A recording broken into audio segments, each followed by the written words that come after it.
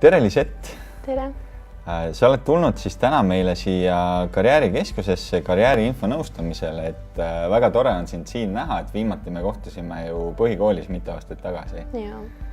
Ja täna sa oled jõudnud siia, nagu ma aru sain, siis sa käisid mu kolleegi karjäärinõustaja Anna juures. Seal te saite juba mingid teemad läbi räägitud ja sul jäi veel mõni infoküsimus või mõni küsimus, mida sa soovid siis minu kui karjääriinfo nõustajaga ka läbi arutada. Ja just, et võib-olla siis mingid infoallikad, kust võib-olla vabatahtliku töö kohta ja muude õppimisvõimaluste kohta uurida. Kuidas sul täna ajaga on? Kas sul on kuhugi kiiret? Kas me peaksime mingi kindla lõpetamise aja kokku leppima? Ma arvan, et otseselt ei ole.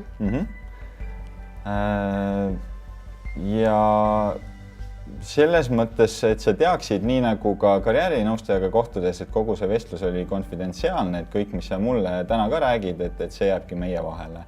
Aga kõik see info, mis sa minu käest täna siin saad ja mis me koos kodulehekülgedelt, veebilehtedelt järele vaatame, et see on avalik info, sa võid seda täiesti vabalt sõpradega jagada, perekonnaga ja sa saad ise seda kõike pärast järele vaadata ja kontrollida ka.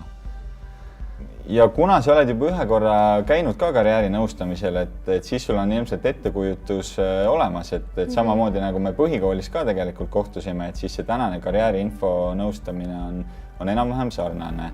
Et kõigepealt võib-olla me vaataksimegi seda, et mis küsimuse või mis teemaga sa täna siia tulid, arutame need asjad läbi ja loodetavasti tänase kohtumise lõpuks siis sa lahkud siit juba rohkema infoga, kui sa siia tulid, et edasisi valikuid otsuseid juba teha.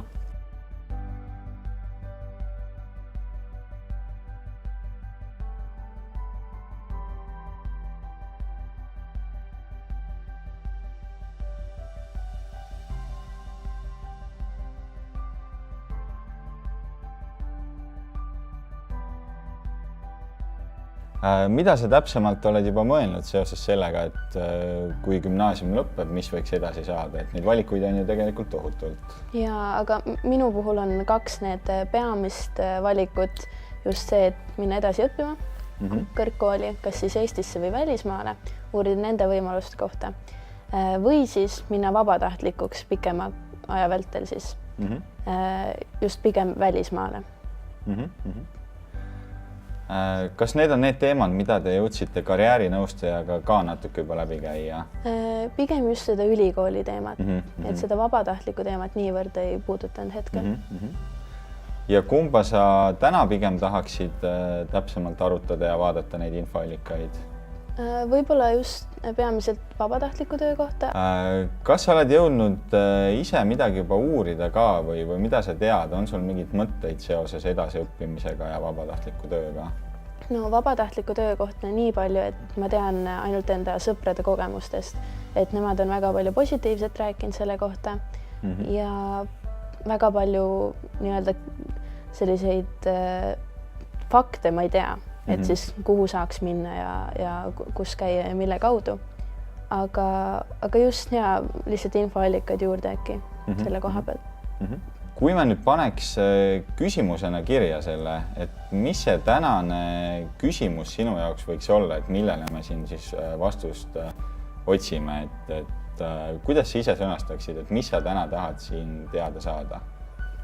Ma arvan, et kuidas just võib-olla vabatahtliku töö poole pealt siis, et kuidas ennast sellega siduda, mis võimalused on ja miks üldse minna kuhugi teatud kohta siis võib-olla vabatahtlikuks.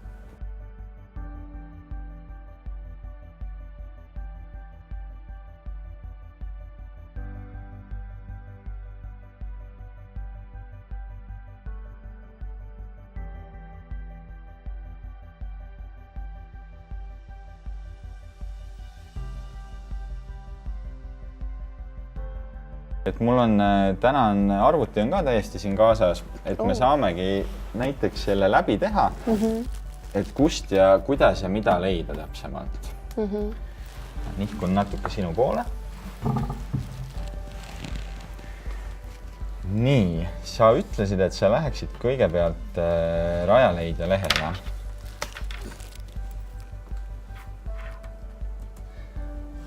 kuidas edasi toimiksid siit? Nii, aga vaatamegi siis võib-olla esimese allikana sellist saiti nagu Vabatahtlike värav. Kas sa oled sellest kuulnud? Midagi olen, jah.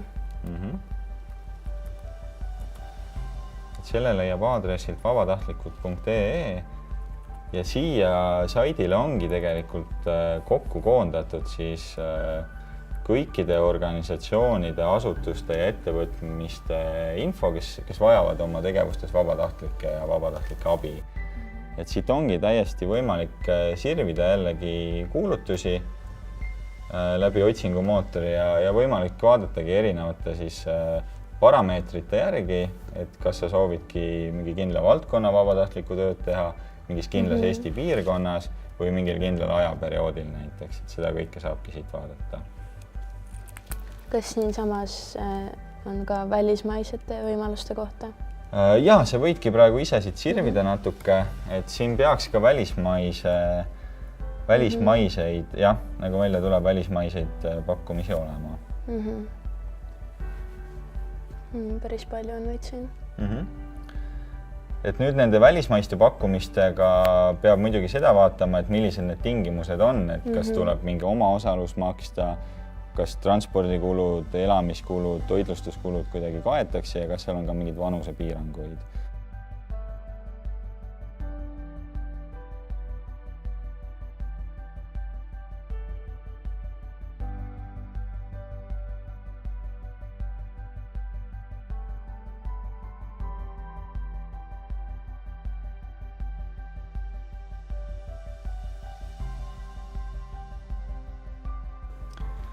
Et kui me enne seadsime selleks küsimuseks või sina täpsemalt siis sõnastasid oma küsimuse niimoodi, et kuidas ennast täpsemalt siis nagu vabatahtliku tööga siduda ja miks ja samas tahtsid teada ka, et kust nende ülikoolide kohta leida infoallikaid. Kas praegu enam-vähem nagu need asjad, mis me läbi vaatasime, need infoallikad ja veebilehed, kas need sinu jaoks praegu vastasid nendele küsimustele? Jaa, mitte enam-vähem, vaid vastasidki. Väga hästi.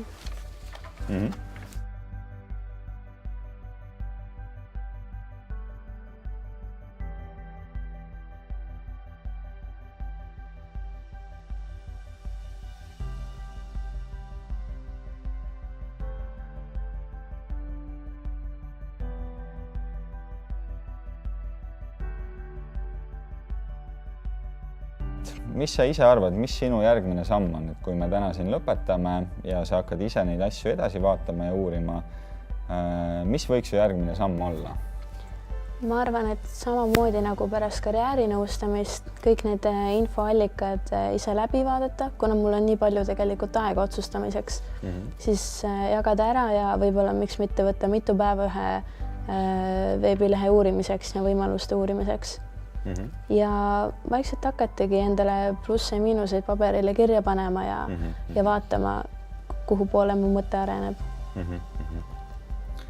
Ja alati, kui tekib sul uusi küsimusi seoses nende infoallikate läbivaatamisega, et see võid täiesti julgelt alati meie poole uuesti pöörduda, kas siis eraldi nõustamise vormis või kui on mingi lihtsam või konkreetsem küsimus, alati ka meili teel saata või võttagi selle chatiteenusega ühendust ja täpsemalt saada siis vastused.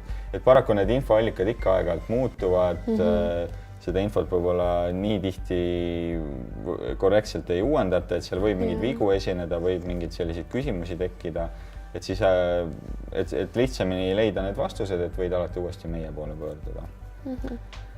Aga siis mulle tundubki, et sinu tänane küsimus sai vastatud ja siit edasi sa saadki hakata ise selle teemaga tegelema. Ja nagu sa ütlesid, et sul tegelikult kiiret ei ole, et sa saad rahulikult endale selle aja leida ja ükshaaval need teemad läbi vaadata, et leida enda jaoks just see kõige sobivam, et mis suunas seda edasi liikuda. Ma soovin sulle edu ja jaksu infootsingutel ja alati võid uuesti ühendust võtta ja leppida endale uue nõustamise aja kokku, kas siis karjäärinõustaja juurde või tulla infonõustamisele. Ja alati võid konkreetsete küsimustega ka meie juurde pöörduda ja saad vastused ja allikad ja viited, mis aitavad sind edasi. Aitäh sulle ja kõike head!